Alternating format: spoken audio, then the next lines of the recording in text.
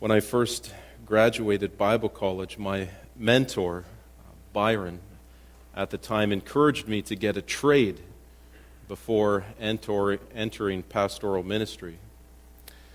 I ended up deciding on becoming an electrician.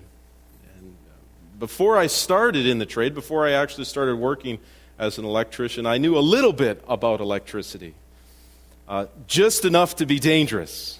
You know anybody like that? Like the weekend warriors? Darren? Yeah. You're saying you are that person. Is that what you're saying? Well, a few weeks after I graduated from Bible college and I had figured out that I was going to become an electrician, or at least try to become an electrician, my grandfather, who lived next door to my parents at the time, came to me and asked me if I would have a look at his garbage disposal.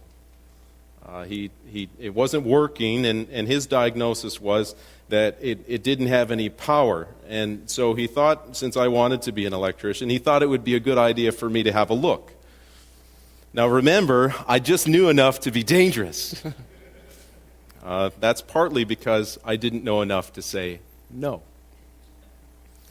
So I gathered up my dad's multimeter. Sorry, Dad.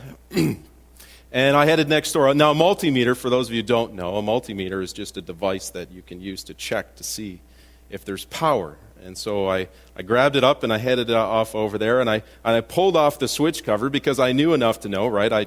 I'd been in rooms before, and I'd turned light switches on and off. I knew enough to know that the switch controlled the power. So I popped off the cover, and I put one of the leads of the multimeter on the wire, or on the screw that was holding the wire to the switch, because that's where the power was. Now, here's what I didn't know.